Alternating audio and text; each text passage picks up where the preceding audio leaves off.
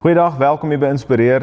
Ek hoop het gaan met jou goed. Ons gesels oor 'n lewe buite die graf, wanneer ek en jy opgestaan het saam met Christus en hoe dit lyk. Ek weet nie of jy weet nie, maar 'n lewe wat ek werklik saam met Christus opgestaan het, is 'n lewe van blydskap, van volheid, deur sy gees. Is 'n lewe van vreugde, sê die Bybel vir ons. En dit is nie gebaseer op goed in die wêreld nie. Dis nie wat ek kan kry en kan bekom in my lewe nie, maar dit gaan oor Christus alleen. En ek wil saam met jou vanoggend sommer net deel aan Romeine 15 vanaf vers 13. Hy sê, ek bid dat God, in wie julle al julle hoop stel, elke deeltjie van julle geloofslewe sal volmaak met die blydskap en vreugde. Hy sê, dan sal julle deur die groot krag van die Heilige Gees in julle lewens altyd oorvloedige hoop hê.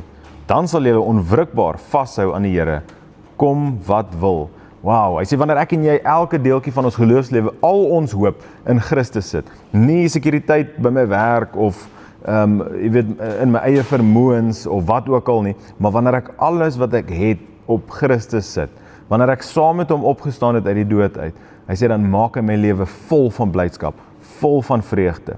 En dit is hoe ons soms mense sien wat so min in die lewe eintlik het, maar wat so vreugdevol is. En ek weet jy ken iemand, of jy weet van iemand, dan dink jy, wow, hierdie persoon is deur kanker, of hierdie persoon gaan deur die ergste van die lewe, en tog is hulle vol blydskap, tog het hulle vreugde en vrede in hulle lewe. Dis God se begeerte vir my en vir jou, dat ons 'n lewe van vreugde en vrede sal leef in hom. Hoe doen ons dit? Staan op saam met hom, gaan uit die graf uit. Moenie dat die lewe jou vashou met sy bekommernisse, die leuns wat die vyand en die wêreld vir jou kom vertel, dat die wêreld is 'n gemors en daar's geen hoop nie, en mense wil hê jy moet hierdie goed glo, die Here wil hê jy moet vashou aan hom, vashou aan sy woord, vashou aan sy beloftes aan jou, dat jy is die ewigheidskind, jy is aangeneem, jy is 'n kind, jy is 'n seun en 'n dogter van die almagtige God, van die heelal, van Christus, ons redder.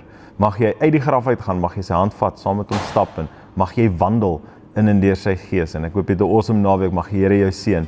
Ons sien vir jou weer. Totsiens.